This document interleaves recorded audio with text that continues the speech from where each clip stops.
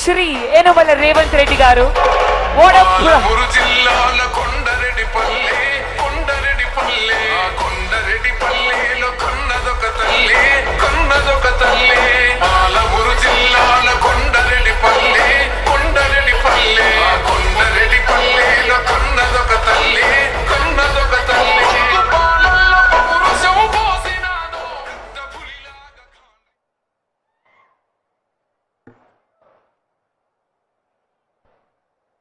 అమర్ రాజా సంస్థ దివిటిపల్లిలో new energy park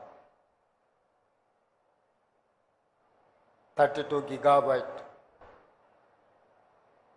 energy battery ఉత్పత్తి చేసే సంస్థని ఈరోజు ప్రారంభించడానికి తెలంగాణ రాష్ట్ర ప్రభుత్వం తరఫున ముఖ్యమంత్రిగా నన్ను, పరిశ్రమల శాఖ మంత్రిగా శ్రీధర్ బాబు గారిని, జిల్లా మంత్రులు వాకిటి శ్రీహరి గారిని, జూపల్లి కృష్ణారావు గారిని, మిత్రులందరిని ఆహ్వానించి ఇంత మంచి కార్యక్రమాన్ని ఏర్పాటు చేసిన అమర్ రాజా సంస్థకు సంబంధించిన ప్రతినిధులు, యువ మిత్రులు Vikramaditya, chairman and managing director Galla Jayadev, Amar Raja team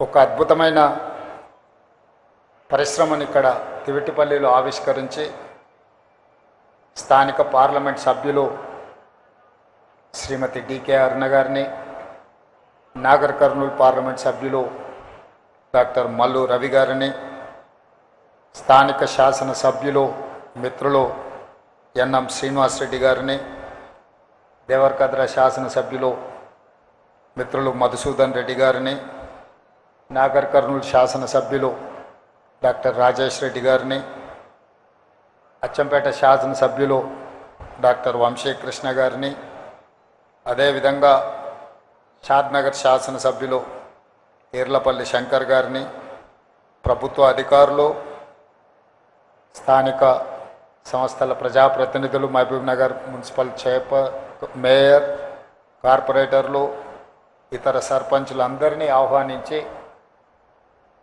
Palamuru జిల్లాలో నూతనంగా పరిశ్రమను ఏర్పాటు చేసి స్థానిక నిరుద్యోగ యువకులకు ఉద్యోగ ఉపాధి అవకాశాలు కల్పించడానికి ప్రయత్నం చేస్తున్న అమరరాజా యాజమాన్యాన్ని మనస్ఫూర్తిగా నేను అభినందిస్తున్నాను.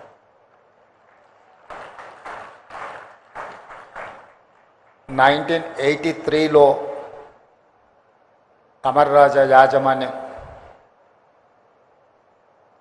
జై Galla father and mother Amara Raja సంస్థను అక్కడ ప్రారంభించి వాళ్ళ సొంత జిల్లా చిత్తూరులో ప్రారంభించి దాదాపుగా 40 సంవత్సరాలు పూర్తి చేసుకుంటున్న సందర్భంలో సొంత జిల్లా సొంత రాష్ట్రం బయట మొట్టమొదట పెట్టుబడి మహబూబ్ నగర్ జిల్లాలో మన జిల్లాలో పెట్టడం మనందరికీ గర్వకారణం. ఈ సంస్థ ప్రపంచంతోనే పోటీ పడే సంస్థ. ఈ సంస్థ ఒక గ్లోబల్ సంస్థ, global and local talent, they are trying to compete with global. ఈరోజు అమర్ రాజా సంస్థతో పోటీ పడే సంస్థ దేశంలో ఏదీ లేదు.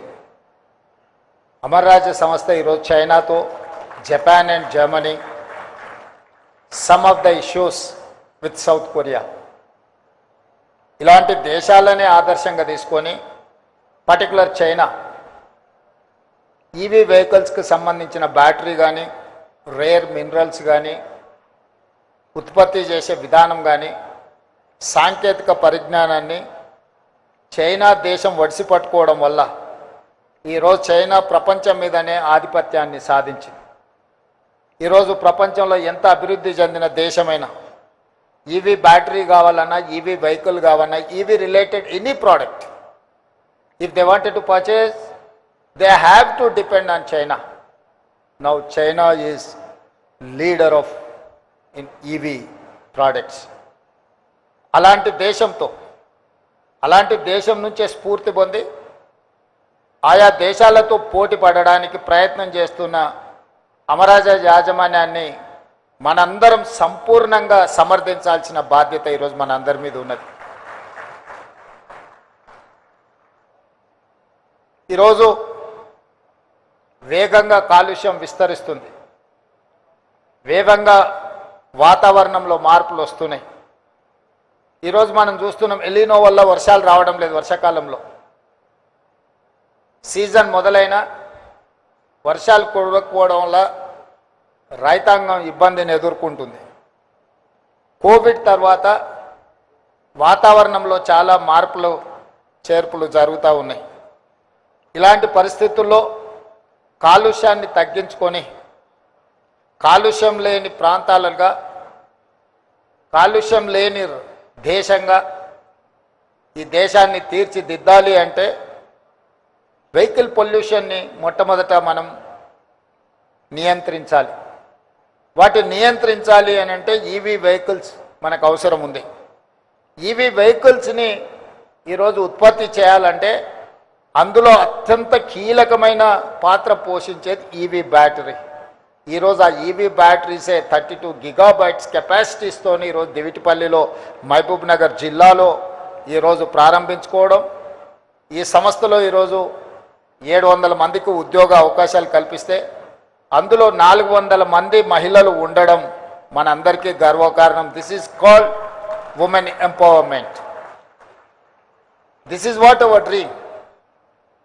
1,000,000 మంది ఆడబిడ్డల్ని కోటీశ్వరులను చేయాలి అని అంటే వాళ్ళని ప్రయోజకులుగా తీర్చిదిద్దాల్సిన అవసరం ఉన్నది. రాష్ట్ర ప్రభుత్వ లక్ష్యం దిశగా అమర్రాజా సంస్థ చేస్తున్న ప్రయత్నాన్ని రాష్ట్ర ప్రభుత్వం మనస్ఫూర్తిగా అభినందిస్తుంది. అదేవిధంగా 1994 నుంచి 2004 వరకు తెలుగుదేశం చంద్రబాబు నాయుడు అధికారంలో ఉండి చేసిన పాలసీలు కావచ్చు, 2004 నుంచి 2014 వరకు డాక్టర్ వైఎస్ రాజశేఖర రెడ్డి గారు ఉండి చేసిన పాలసీలు కావచ్చు, 2014 నుంచి 2023 డిసెంబర్ వరకు గత ప్రభుత్వం చేసిన పాలసీలు కావచ్చు, ప్రజా ప్రయోజనం చేకూర్చి పరిశ్రమలను ప్రోత్సహించే విధానాలు ఉంటే మన ప్రభుత్వం వాటిని కొనసాగించింది. మన ప్రభుత్వం వాటిని ఇంకా అభివృద్ధి పదం వైపు ఇంకా బాగా రిఫైన్డ్ పాలసీస్ తీసుకొచ్చినాం. I wanted to share with my friends, we don't have any policy paralysis. Whatever the previous governments, previous chief minister have taken a policy decisions, which policies are going to support investments and create employment, create wealth for state and government of India. We have adopted and we have improved those policies. Today, I can say authoritatively, I have energy policy, I have industrial policy, I have tourism policy, I have a medical and health policy, I have a sports policy. These policies are going to raise my Telangana state, that is called Telangana Rising 2047. My focus is on improving my